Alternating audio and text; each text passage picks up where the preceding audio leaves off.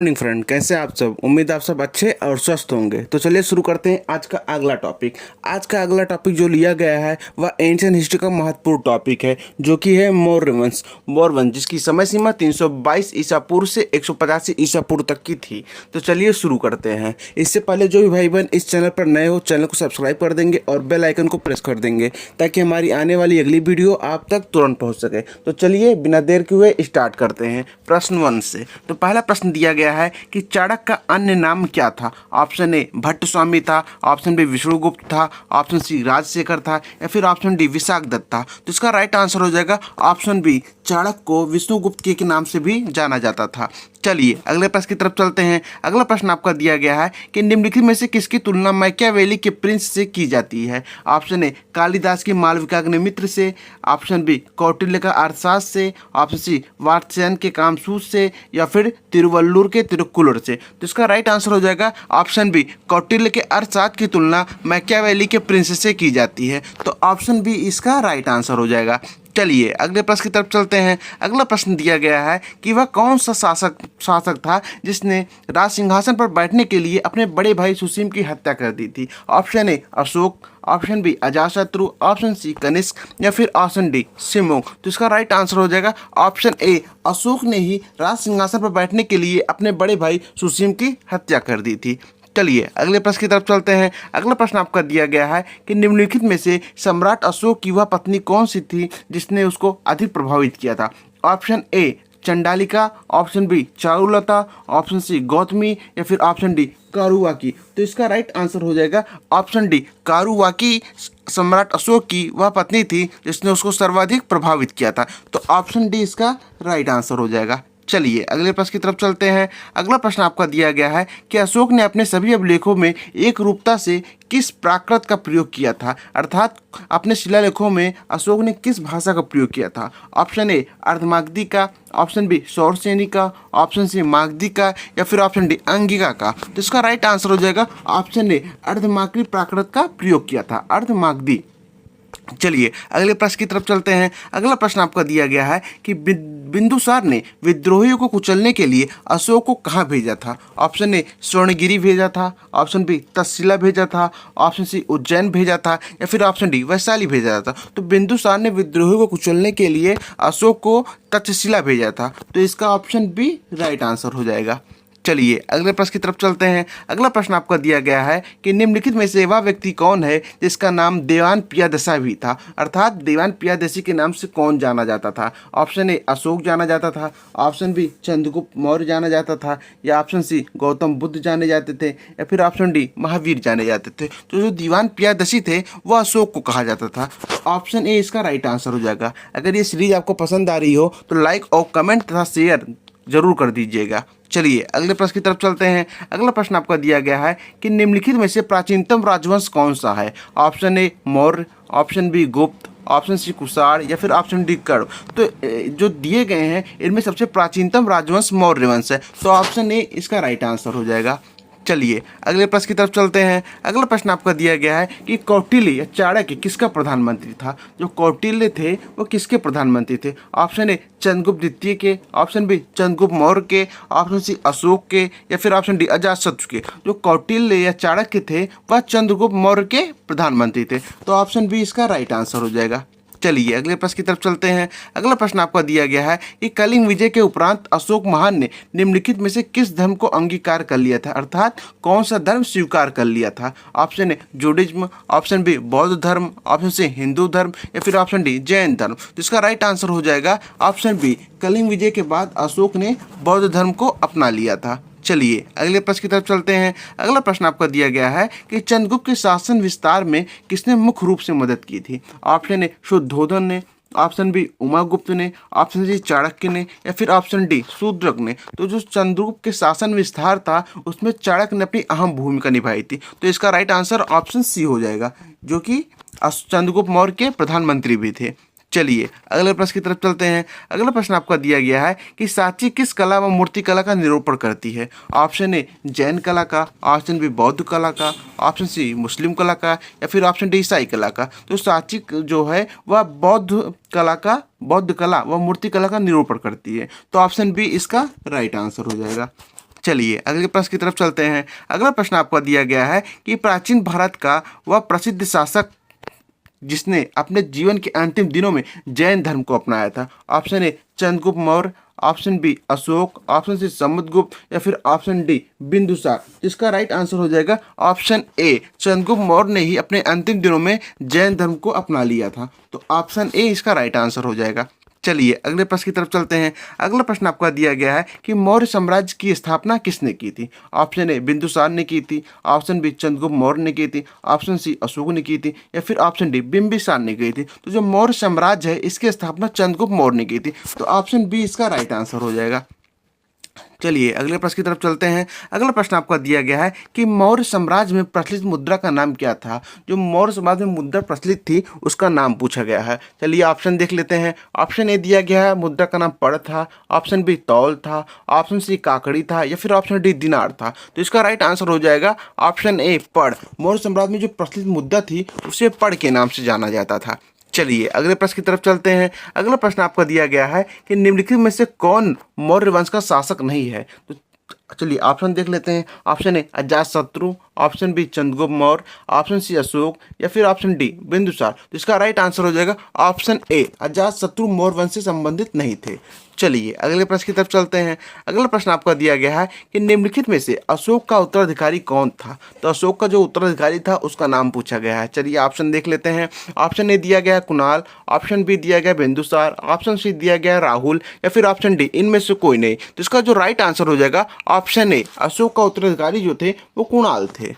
चलिए अगले प्रश्न की तरफ चलते हैं। अगला प्रश्न आपका दिया गया है कि मुद्रा राक्षस का लेखक निम्न में से कौन है। मुद्रा राक्षस एक काव्य कृति है जिसका पूछा गया है इसके लेखक कौन है। चलिए ऑप्शन देख लेते हैं। ऑप्शन ए दिया गया अश्वघोष, ऑप्शन बी दिया गया विशाखदत्त, ऑप्शन सी दिया गया कालिदास या फिर ऑप्शन डी दिया गया भास। तो इसके जो लेखक हैं वो विशाखदत्त हैं। ऑप्शन बी इसका राइट आंसर हो जाएगा। चलिए अगले प्रश्न की तरफ चलते हैं। अगला प्रश्न आपका दिया गया है कि विशाखदत्त के प्राचीन भारतीय नाटक मुद्रा राक्षस की विषय वस्तु क्या है। जो विशाखदत्त ने मुद्रा राक्षस लिखा था जो नाटक है उसकी विषय वस्तु पूछी गई है। तो चलिए ऑप्शन देख लेते हैं। ऑप्शन ए दिया गया है कि प्राचीन हिंदू जनश्रुति के देवताओं और राक्षसों के बीच के संघर्ष के बारे में। ऑप्शन बी दिया गया है एक आर्य राजकुमार और एक कबीलाई महिला का प्रेम कथा के बारे में। ऑप्शन सी दिया गया दो आर्य कबीलों के बीच सत्ता के संघर्ष की कथा के बारे में या फिर ऑप्शन डी दिया गया है चंद्रगुप्त मौर्य के समय में राज दरबार की दुराभिसंधियों के बारे में। तो इसका राइट आंसर ऑप्शन डी ही हो जाएगा कि चंद्रगुप्त मौर्य के समय में जो राज दरबार की दुराभिसंधियां हुई थी उसी के बारे में विशाखदत्त ने अपनी भारतीय नाटक मुद्रा राक्षस में लिखा था। तो ऑप्शन डी इसका राइट आंसर हो जाएगा। चलिए अगले प्रश्न की तरफ चलते हैं। अगला प्रश्न आपका दिया गया है कि मालवा, गुजरात एवं महाराष्ट्र किस शासक ने पहली बार जीते थे। तो चलिए ऑप्शन देख लेते हैं। ऑप्शन ए हर्ष ने, ऑप्शन बी स्कंदगुप्त ने, ऑप्शन सी विक्रमादित्य ने या फिर ऑप्शन डी चंद्रगुप्त मौर्य ने। तो मालवा, गुजरात एवं महाराष्ट्र पर सर्वप्रथम चंद्रगुप्त मौर्य ने विजय प्राप्त की थी। तो ऑप्शन डी इसका राइट आंसर हो जाएगा। चलिए अगले प्रश्न की तरफ चलते हैं। अगला प्रश्न आपका दिया गया है कि किसने सहिष्णुता, उदारता और करुणा के त्रिविधि आधार पर राजवंश की स्थापना की थी। चलिए ऑप्शन देख लेते हैं। ऑप्शन ए दिया गया अशोक, ऑप्शन बी दिया गया अकबर, ऑप्शन सी दिया गया रणजीत सिंह और ऑप्शन डी दिया गया शिवाजी। तो इसका राइट आंसर ऑप्शन ए हो जाएगा कि सहिष्णुता, उदारता और करुणा के त्रिविध आधार पर राजवंश की स्थापना अशोक ने की थी। चलिए अगले प्रश्न की तरफ चलते हैं।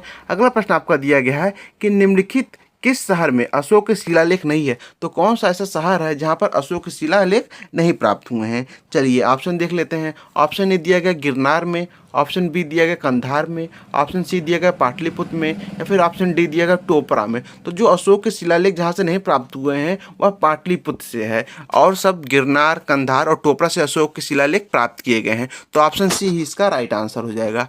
चलिए अगले प्रश्न की तरफ चलते हैं। अगला प्रश्न आपका दिया गया है कि अर्थशास्त्र का लेखक समकालीन था। तो जो अर्थशास्त्र के लेखक थे विष्णुगुप्त चाणक्य, वो किसके समकालीन थे। ऑप्शन ए अशोक के समकालीन थे, ऑप्शन बी चंद्रगुप्त के समकालीन थे, ऑप्शन सी चंद्रगुप्त विक्रमादित्य के समकालीन थे, ऑप्शन डी समुद्रगुप्त के समकालीन थे। तो जो अर्थशास्त्र के लेखक चाणक्य विष्णुगुप्त थे वो चंद्रगुप्त के समकालीन थे। ऑप्शन बी इसका राइट आंसर हो जाएगा। अगर ये सीरीज़ आपको पसंद आ रही हो तो लाइक ज़रूर कर दीजिएगा तथा शेयर ज़रूर अपने दोस्तों के पास कर दीजिएगा। चलिए अगले प्रश्न की तरफ चलते हैं। अगला प्रश्न आपका दिया गया है कि नंद वंश के पश्चात मगध पर किस राजवंश ने शासन किया? ऑप्शन ए मौर्य राजवंश ने, ऑप्शन बी शुंग राजवंश ने, ऑप्शन सी गुप्त राजवंश ने, या फिर ऑप्शन डी कुषाण राजवंश ने। तो नंद वंश के पास मौर्य राजवंश ने शासन किया मगध पर। तो इसका ऑप्शन ए राइट आंसर हो जाएगा। Option A is the right answer.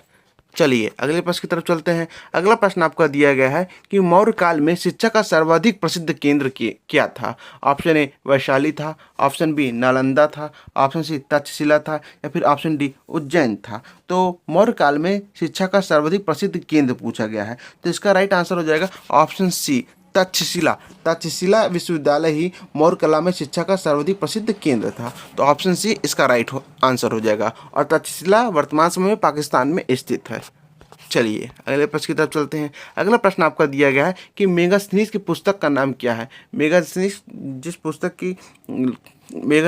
पुस्तक को लेखक हैं उसका नाम पूछा गया है। ऑप्शन ए अर्थशास्त्र के लेखक हैं, ऑप्शन बी ऋग्वेद के लेखक हैं, ऑप्शन सी पुराण के लेखक हैं, या फिर ऑप्शन डी इंडिका के लेखक हैं। तो मेगास्थनीज जो रचित पुस्तक है उसका नाम इंडिका है। तो ऑप्शन डी इसका राइट आंसर हो जाएगा।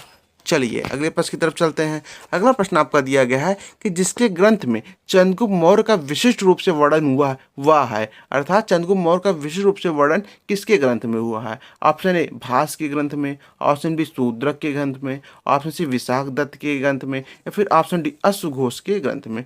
तो चंद्रगुप्त मौर्य का विशिष्ट रूप से वर्णन विशाखदत्त द्वारा रचित मुद्रा राक्षस में किया गया। तो ऑप्शन सी इसका राइट आंसर हो जाएगा। चलिए अगले प्रश्न की तरफ चलते हैं। अगला प्रश्न आपका दिया गया है कि वह स्रोत जिसमें पाटलिपुत्र के प्रशासन का वर्णन उपलब्ध है तो वह है। ऑप्शन ए दिव्यावदान है, ऑप्शन बी अर्थशास्त्र है, ऑप्शन सी इंडिका है, या फिर ऑप्शन डी अशोक के शिलालेख है। तो जो महत्वपूर्ण स्रोत था वह इंडिका था। तो ऑप्शन सी इसका राइट आंसर हो जाएगा। चलिए अगले प्रश्न की तरफ चलते हैं। अगला प्रश्न आपका दिया गया है कि अशोक के शिलालेखों में प्रयुक्त भाषा क्या है? तो जो अशोक के शिलालेख प्राप्त हुए हैं उनमें जो प्रयोग की गई भाषा है वह क्या है पूछा गया है। ऑप्शन ए संस्कृत भाषा है, ऑप्शन बी प्राकृत भाषा है, ऑप्शन सी पाली भाषा है, या फिर ऑप्शन डी हिंदी भाषा है। तो इसका जो राइट आंसर हो जाएगा वो ऑप्शन बी हो जाएगा। अशोक के शिलालेखों में प्राकृत भाषा थी। चलिए ऑप्शन बी इसका राइट आंसर हो जाएगा। चलिए अगले प्रश्न की तरफ चलते हैं। अगला प्रश्न आपका दिया गया है कि निम्नलिखित में से किस मौर्य राजा ने दक्कन की विजय प्राप्त की थी? ऑप्शन ए अशोक ने, ऑप्शन बी चंद्रगुप्त ने, ऑप्शन सी बिंदुसार ने, या फिर ऑप्शन डी कुणाल ने। तो पहला मौर्य राजा चंद्रगुप्त था जिसने दक्कन की विजय प्राप्त की थी। तो ऑप्शन बी इसका राइट आंसर हो जाएगा। चलिए अगले प्रश्न की तरफ चलते हैं। अगला प्रश्न आपका दिया गया है कि मेगास्थनीज ने भारतीय समाज को कितनी श्रेणियों में विभाजित किया था? ऑप्शन ए 4 श्रेणियों में, ऑप्शन बी 5 श्रेणियों में, ऑप्शन सी 6 श्रेणियों में, या फिर ऑप्शन डी 7 श्रेणियों में। तो मेगास्थनीज द्वारा भारतीय समाज को 7 श्रेणियों में विभाजित किया गया था। तो ऑप्शन डी इसका राइट आंसर हो जाएगा।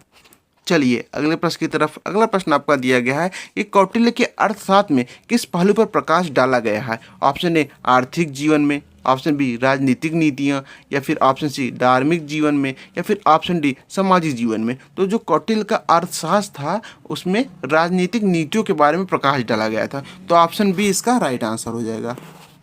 चलिए अगले प्रश्न की तरफ चलते हैं। अगला प्रश्न आपका दिया गया है कि निम्नलिखित में से कौन सा क्षेत्र अशोक के साम्राज्य में सम्मिलित नहीं था? ऑप्शन ए अफगानिस्तान का क्षेत्र, ऑप्शन बी बिहार का क्षेत्र, ऑप्शन सी श्रीलंका का क्षेत्र, या फिर ऑप्शन डी कलिंग का क्षेत्र। तो इसका राइट आंसर हो जाएगा ऑप्शन सी श्रीलंका का क्षेत्र अशोक के साम्राज्य में शामिल नहीं था। तो ऑप्शन सी इसका राइट हो जाएगा। चलिए अगले प्रश्न की तरफ। अगला प्रश्न आपका दिया गया है कि पाटलिपुत्र को किस शासक ने सर्वप्रथम अपनी राजधानी बनाई थी? ऑप्शन ए चंद्रगुप्त मौर्य ने, ऑप्शन बी अशोक महान ने, ऑप्शन सी चंद्रगुप्त विक्रमादित्य ने, या फिर ऑप्शन डी कनिष्क ने। तो इसका राइट आंसर हो जाएगा ऑप्शन ए चंद्रगुप्त मौर्य ने ही पाटलिपुत्र को सर्वप्रथम अपनी राजधानी बनाई थी।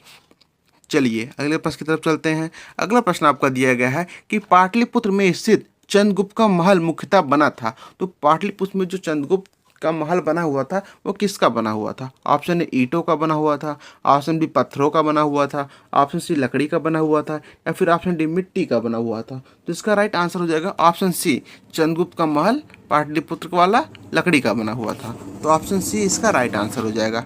चलिए अगले प्रश्न की तरफ चलते हैं। अगला प्रश्न आपका दिया गया कि बराबर जहानाबाद जिला की गुफाओं का उपयोग किसने आश्रय गृह के रूप में किया था? ऑप्शन ए आजीविकों ने, ऑप्शन बी थारुओं ने, ऑप्शन सी जैनों ने, या फिर ऑप्शन डी तांत्रिकों ने। तो जो बराबर की गुफाएं थी उसका उपयोग आश्रय गृह के रूप में आजीविकों द्वारा किया गया था। तो ऑप्शन ए इसका राइट आंसर हो जाएगा। चलिए अगले प्रश्न की तरफ चलते हैं। अगला प्रश्न आपका दिया गया है कि किस अभिलेख से यह साबित होता है कि चंद्रगुप्त का प्रभाव पश्चिमी भारत तक फैला हुआ था? ऑप्शन ए कलिंग अभिलेख से, ऑप्शन बी अशोक के गिरनार अभिलेख से, ऑप्शन सी रुद्रदमन के जूनागढ़ अभिलेख से, या फिर ऑप्शन डी अशोक के सोपारा अभिलेख से। तो इसका राइट आंसर हो जाएगा ऑप्शन सी, जो रुद्रदमन का जूनागढ़ अभिलेख है, इससे यह प्राप्त होता है या साबित होता है कि चंद्रगुप्त का प्रभाव पश्चिम भारत तक फैला हुआ था। तो ऑप्शन सी इसका राइट आंसर हो जाएगा। चलिए अगले प्रश्न की तरफ। अगला प्रश्न आपका दिया गया है कि केवल वह स्तंभ जिसमें अशोक ने स्वयं को मगध का सम्राट बताया, तो वह स्तंभ कौन सा था जिसमें अशोक ने स्वयं को मगध का सम्राट बताया था? ऑप्शन ए मस्की का लघु स्तंभ, ऑप्शन बी रुमनदेई का स्तंभ, ऑप्शन सी क्वीन स्तंभ, या फिर ऑप्शन डी भ्राभु स्तंभ। तो भ्राभु स्तंभ जिसमें अशोक ने स्वयं को मगध का सम्राट बताया था। तो ऑप्शन डी इसका राइट हो जाएगा। चलिए अगले प्रश्न की तरफ चलते हैं। अगला प्रश्न आपका दिया गया है कि सूची 1 को सूची 2 से सम्मिलित कीजिए तथा सूचियों के नीचे दिए गए कूट से सही उत्तर का चयन कीजिए। तो सूची 1 और सूची 2 दी गई है। सूची 1 में शासकों के नाम दिए गए हैं तथा सूची 2 में उनको जो उपाधि दी गई थी या जो जिसके नाम से वो जाने जाते थे वह दिया गया है। तो चलिए देख लेते हैं। चंद्रगुप्त को किसके नाम से जाना जाता था? तो चंद्रगुप्त को सेंडोकोटस। तो ए का 2 हो जाएगा। बिंदुसार को किस नाम से जाना जाता था? तो बिंदुसार को अमित्रघात के नाम से जाना जाता था। अशोक को किस नाम से जाना जाता था? तो अशोक को पियदस्सी के नाम से जाना जाता था। चाणक्य को किस नाम से जाना जाता था? चाणक्य को विष्णुगुप्त के नाम से जाना जाता था। ए का 2 हो जाएगा, बी का 3 हो जाएगा, सी का 1 हो जाएगा एवं डी का 4 हो जाएगा। चलिए अगले प्रश्न की तरफ चलते हैं। अगला प्रश्न आपका दिया गया है कि प्रथम भारतीय साम्राज्य स्थापित किया था। प्रथम भारतीय साम्राज्य किसने स्थापित किया था? ऑप्शन ए कनिष्क द्वारा, ऑप्शन बी हर्ष द्वारा, ऑप्शन सी चंद्रगुप्त मौर्य द्वारा, या फिर ऑप्शन डी समुद्रगुप्त द्वारा। तो प्रथम भारतीय साम्राज्य जो स्थापित किया गया था वह चंद्रगुप्त मौर्य द्वारा स्थापित किया गया था। तो ऑप्शन सी इसका राइट आंसर हो जाएगा। चलिए अगले प्रश्न की तरफ चलते हैं। अगला प्रश्न आपका दिया गया है कि उत्तरांचल में अशोक का एक शिलालेख स्थित है। तो उत्तरांचल में अशोक का शिलालेख कहाँ स्थित है यह पूछा गया है। ऑप्शन ए देवप्रयाग में, ऑप्शन बी कालसी में, ऑप्शन सी केदारनाथ में, या फिर ऑप्शन डी ऋषिकेश में। तो उत्तरांचल में जो अशोक का शिलालेख पाया गया है वह कालसी में पाया गया है। तो ऑप्शन बी इसका राइट आंसर हो जाएगा। चलिए अगले प्रश्न की तरफ चलते हैं। अगला प्रश्न आपका दिया गया कि सांची का स्तूप किसने बनवाया था? ऑप्शन ए अशोक ने बनवाया था, ऑप्शन बी गौतम बुद्ध ने बनवाया था, ऑप्शन सी चंद्रगुप्त ने बनवाया था, या फिर ऑप्शन डी खरगोन ने बनवाया था। तो इसका राइट आंसर हो जाएगा ऑप्शन ए, सांची का जो स्तूप है वह अशोक द्वारा बनवाया गया था। चलिए अगले प्रश्न की तरफ चलते हैं। अगला प्रश्न आपका दिया गया है कि अशोक के शिलालेखों को पढ़ने वाला प्रथम अंग्रेज कौन था? ऑप्शन ए जॉन टावर थे, ऑप्शन बी हैरी स्मिथ थे, ऑप्शन सी चार्ल्स मेटकाफ थे, या फिर ऑप्शन डी जेम्स प्रिंसप थे। तो अशोक के शिलालेखों को पढ़ने वाला जो प्रथम अंग्रेज था वह जेम्स प्रिंसप था। तो ऑप्शन डी इसका राइट आंसर हो जाएगा। चलिए अगले प्रश्न की तरफ चलते हैं। अगला प्रश्न आपका दिया गया है कि कलिंग युद्ध की विजय तथा क्षत्रियों का वर्णन अशोक के किस शिलालेख में है? तो चलिए ऑप्शन देख लेते हैं। ऑप्शन 1 दिया गया है कि शिलालेख 1 में, ऑप्शन बी दिया गया है शिलालेख 2 में, ऑप्शन सी दिया गया शिलालेख 12वें में, ऑप्शन डी दिया गया शिलालेख 13वें में। तो जो कलिंग युद्ध की विजय तथा क्षत्रियों का वर्णन है वह अशोक के 13वें शिलालेख में किया गया है। तो ऑप्शन डी इसका राइट आंसर हो जाएगा। चलिए अगले प्रश्न की तरफ चलते हैं। अगला प्रश्न आपका दिया गया है कि प्रसिद्ध यूनानी राजदूत मेगास्थनीज भारत में किसके दरबार में आए थे? ऑप्शन ए अशोक के दरबार में आए थे, ऑप्शन बी हर्षवर्धन के दरबार में आए थे, ऑप्शन सी चंद्रगुप्त मौर्य के दरबार में आए थे, या फिर ऑप्शन डी हेमू के दरबार में आए थे। तो इसका राइट आंसर हो जाएगा ऑप्शन सी, चंद्रगुप्त मौर्य के दरबार में ही यूनानी राजदूत मेगास्थनीज आया था। चलिए अगले प्रश्न की तरफ। अगला प्रश्न आपका दिया गया है कि चंद्रगुप्त मौर्य ने सेल्यूकस को कब पराजित किया था? ऑप्शन ए 352 ईसा पूर्व में पराजित किया था, ऑप्शन बी 305 ईसा पूर्व में पराजित किया था, ऑप्शन सी 173 ईसा पूर्व में पराजित किया था, या फिर ऑप्शन डी 261 ईसा पूर्व में पराजित किया था। तो चंद्रगुप्त मौर्य ने सेल्यूकस को 305 ईसा पूर्व में पराजित किया था। तो ऑप्शन बी इसका राइट आंसर हो जाएगा। चलिए अगले प्रश्न की तरफ चलते हैं। अगला प्रश्न आपका दिया गया है कि निम्नलिखित में से कौन सा राजा प्रायः जनता के संपर्क में रहता था। Option A Chandragupta Maurya, option B Ashoka, option C Chandragupta Vikramaditya या फिर ऑप्शन डी बिंदुसार। तो इसका राइट आंसर हो जाएगा ऑप्शन बी, अशोक राजा प्रायः जनता के संपर्क में रहता था। तो ऑप्शन बी इसका राइट आंसर हो जाएगा। चलिए अगले प्रश्न की तरफ चलते हैं। अगला प्रश्न आपका दिया गया है कि अशोक ने 261 ईसा पूर्व में कलिंग को जीतने के बाद क्या किया। चलिए ऑप्शन देख लेते हैं। ऑप्शन ए दिया गया कि अपनी राज्य की सीमा बढ़वाई, ऑप्शन बी दिया गया विश्व विजय के लिए निकल पड़ा, ऑप्शन सी दिया भारी रक्तपात को देखकर युद्ध की नीति को सदा के लिए त्याग दिया, ऑप्शन डी दिया गया उपयुक्त में से कोई नहीं। तो इसका राइट आंसर हो जाएगा ऑप्शन सी, अशोक ने 261 ईसा पूर्व में कलिंग को जीतने के बाद भारी रक्तपात देकर युद्ध की नीति को सदा के लिए त्याग दिया। तो ऑप्शन सी इसका राइट आंसर हो जाएगा। चलिए अगले प्रश्न की तरफ चलते हैं। अगला प्रश्न आपका दिया गया है कि अशोक के अधिकांश अभिलेख किस भाषा व लिपि में है। ऑप्शन ए प्राकृत व ब्राह्मी लिपि में, ऑप्शन बी संस्कृत व ब्राह्मी लिपि में, ऑप्शन सी पाली व ब्राह्मी लिपि में या फिर ऑप्शन डी इनमें से कोई नहीं। तो इसका राइट आंसर हो जाएगा ऑप्शन ए, जो अशोक के अधिकांश शिलालेख पाए गए वह प्राकृत व ब्राह्मी लिपि में लिखे हुए पाए गए। तो ऑप्शन ए इसका राइट आंसर हो जाएगा। चलिए अगले प्रश्न की तरफ चलते हैं। अगला प्रश्न दिया गया है कि किस ग्रंथ में चंद्रगुप्त मौर्य के लिए वृषल निम्नकुल शब्द का प्रयोग किया है। वृषल अर्थात निम्नकुल का, तो इसका प्रयोग किस ग्रंथ में किया गया है। चलिए देखते हैं। पहला ब्राह्मण साहित्य में, ऑप्शन बी जैन साहित्य में, ऑप्शन सी मुद्रा राक्षस में या फिर ऑप्शन डी बौद्ध ग्रंथ में। तो ऑप्शन सी मुद्रा राक्षस में ही चंद्रगुप्त मौर्य के लिए वृषल शब्द का प्रयोग किया गया है। तो ऑप्शन सी इसका राइट आंसर हो जाएगा। चलिए अगले प्रश्न की तरफ चलते हैं। अगला प्रश्न आपका दिया गया है कि मौर्य नरेश के बारे में निम्नलिखित में से कौन सा कथन सही है। उन्होंने विकास किया था। तो किसका विकास किया था। ऑप्शन ए संस्कृति कला व साहित्य का विकास किया था, दूसरा सोने के सिक्कों का विकास किया था, या तीसरा प्रांतीय विभाजन का विकास किया था, या फिर चौथा हिंदू पुस्तक साम्राज्य स्थापित किया था। तो इसमें पहला तीसरा और चौथा ही सही है, बाकी गलत है। पहला तीसरा चौथा, तो इसका राइट आंसर हो जाएगा केवल एक, केवल दो, केवल एक, दो, तीन या 1, 3, 4। तो इसका राइट आंसर हो जाएगा ऑप्शन डी, पहले तीसरे और चौथे का ही विकास किया था। चलिए अगले प्रश्न की तरफ चलते हैं। अगला प्रश्न आपका दिया गया है कि कथन और कारण दिए गए हैं। कथन एक दिया गया है कि अशोक ने कलिंग को मौर्य साम्राज्य में जोड़ लिया था, और कारण दिया गया है कलिंग दक्षिण भारत को आने वाले स्थलीय एवं समुद्री मार्गों को नियंत्रित करता था। चलिए इसका कोड देख लेते हैं। कोड ए दिया गया, ए और आर दोनों सही है, था आर ए की सही व्याख्या करता है। ऑप्शन बी दिया गया है ए आर दोनों सही है लेकिन आर ए की सही व्याख्या नहीं करता। ऑप्शन सी दिया गया ए सही है किंतु आर गलत है। ऑप्शन डी दिया गया ए गलत है किंतु आर सही है। तो इसका राइट आंसर ऑप्शन ए हो जाएगा। ए और आर दोनों सही हैं तथा आर ए की सही व्याख्या भी करता है। तो ऑप्शन ए इसका राइट आंसर हो जाएगा। चलिए अगले प्रश्न की तरफ चलते हैं। अगला प्रश्न आपका दिया गया है कि अशोक के जो शिलालेख संगम राज के बारे में हमें बताते हैं उनमें शामिल है। तो अशोक का कौन सा शिलालेख है जो हमें संगम राज के बारे में बताता है। ऑप्शन चलिए देख लेते हैं। ऑप्शन ए दिया गया कि पहला और 10वां शिलालेख, ऑप्शन बी दिया गया दूसरा एवं 13वां शिलालेख, ऑप्शन सी दिया गया है पहला और 11वां शिलालेख, या फिर ऑप्शन डी दिया गया दूसरा और 14वां शिलालेख। तो इसका राइट आंसर हो जाएगा ऑप्शन सी, दूसरे और 13वें शिलालेख से ही हमें संगम राज के बारे में पता चलता है। तो ऑप्शन सी इसका राइट आंसर हो जाएगा। ये बी और सी ऊपर नीचे हो गया, तो आप ध्यान दीजिएगा कि सी इसका राइट आंसर होगा। चलिए अगले प्रश्न की तरफ।